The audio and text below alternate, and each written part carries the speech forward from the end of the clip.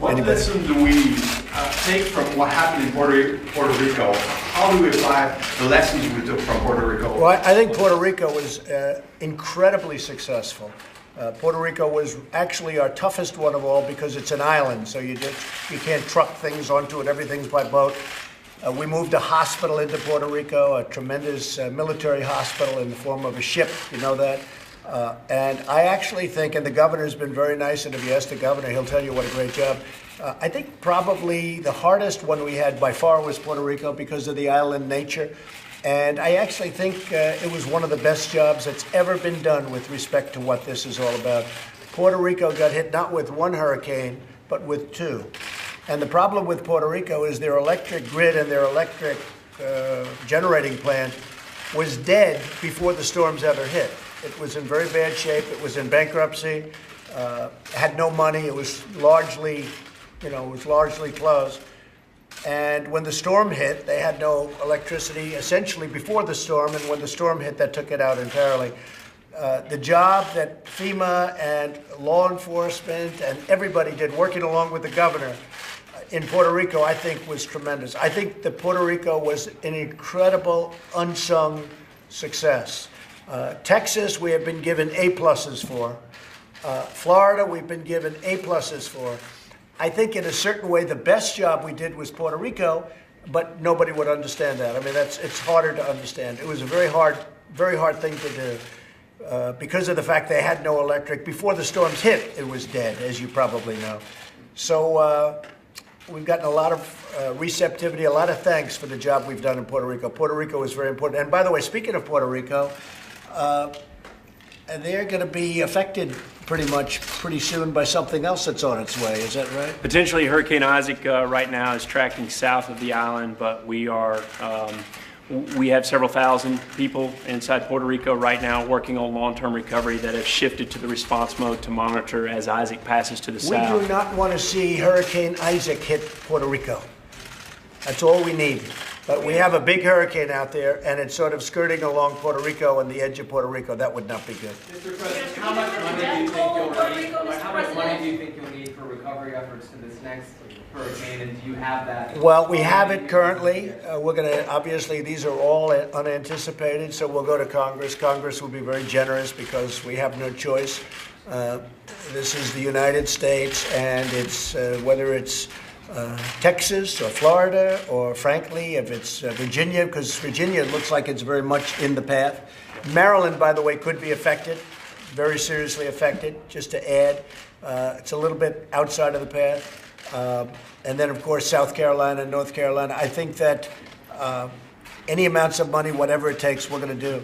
But we're already set up. We have tremendous trucking systems. We have food systems. We have a lot of contractors waiting, but for the most part, it's been handled by FEMA, and also we've coordinated locally. We have food for days. We have emergency equipment and generators for many days. We should be in great shape. Now, I've also heard it could be 21 and 22 inches. If you can imagine what that is, 22 inches of rain. It is not something that we've had. Certainly, we've never had this on the East Coast. So, but I think we're very well prepared, very well set up, wouldn't you say? Yeah, I think this storm right here is very similar to Hurricane Hugo, and it's almost like a combination of Hurricane Hugo in '89 and Hurricane Floyd in 1999. But look, successful disaster response and recovery is one that's locally executed, state managed, and federally supported. So what FEMA is doing is pre-positioning the federal government's assets to support each one of those governors that are about to be impacted with achieving their response and recovery goals. And that's the way emergency management and disaster response works best. I also think I'd like to point out that what we learned last year is that we have got to build a true culture of preparedness within our citizens here in America. This is a partnership, and it takes anything from neighbor helping neighbor all the way to the federal government when it comes to correctly responding and recovering. Minister, can we ask you about preparation for power outages? What's being done right now? Sure, great. That's a great question. So FEMA doesn't own the power grids in any one of these states. A lot of them are owned by the private industry. So what we have are business emergency operations center calls. We're concentrating with the private vendors to make sure that they have strong mutual aid programs in place, and we set up incident support bases to help stage power crews coming in from other states. And largely, it's FEMA's job to get out of the way to make sure that the private power companies can get into these areas to set up their grid. We don't own it. We don't own it. But unlike Puerto Rico, you have very strong power companies. They're very powerful, very well managed in the sense that they have tremendous overcapacity. They are going to do a great job. They also have made contracts with other power companies that won't be affected, and they're going to be coming in. Just to answer your question, they'll be coming in to the various states that will be affected. They're going to be coming in very strongly, and they're already lining up. They'll be here probably for the most part tomorrow or shortly before the storm hits. So they're going to be in great shape. These are really states that have very, very strong power authorities. What's your message, Mr. President, to people who might not have evacuated yet? Well, that's very risky. I mean, again, we've never seen anything quite like this on the East Coast, at least. And if it turns out to be as bad, we go out there. You have people that actually go fly through these storms. These are very brave people, but they fly through. And from what I'm hearing, the sights that they're seeing have not been seen on the East Coast before. So I would say everybody should get out. I mean, you have to listen to your local authorities, and whether you're upland or downland, but depending on where you are, you have to listen and you have to get out. If they want you to get out, because it's going to be impossible to have people get in there, whether it's law enforcement or FEMA or anybody else, once this thing hits, it's going to be really, really bad along the coast. One of the president's points there when he was asked about Puerto Rico, it is wonderful that we are hearing from FEMA and how this administration is preparing. I couldn't help but notice the president's comments on Puerto Rico were referring to the response as incredibly successful and an unsung success and one of the best ever. That is successful despite the fact that this new study found that nearly 3,000 people died.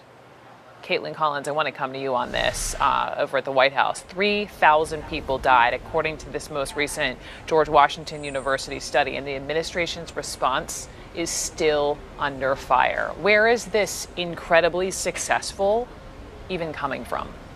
That's the question a lot of people are going to have after hearing the president's comments there. First, some very leadership presidential comments, hearing from the president, hearing from the FEMA administration ahead of the Hurricane Florence and what people need to do to prepare on the coast. But then the president looking back at Puerto Rico, saying that it was an unsung success, that it was very successful, talking about the praise they received after that hurricane hit for the administration's response, which frankly, Brooke, just isn't the case here. It actually has been widely criticized because, of course, at first the death toll was in the dozens, and then it was raised to roughly 3,000 people who died there in Puerto Rico. Now, of course, that's not that shocking that the president made those comments, because just last week he was praising the way his administration responded to Puerto Rico. And of course, we know that in the past he said he believed that they had responded, that he would grade that response as a 10 on a scale of 1 to 10, saying that they did a good job. That is simply not what a lot of people and a lot of experts who look at this situation would say with the way Puerto Rico was handled. Not only 3,000 people dying, but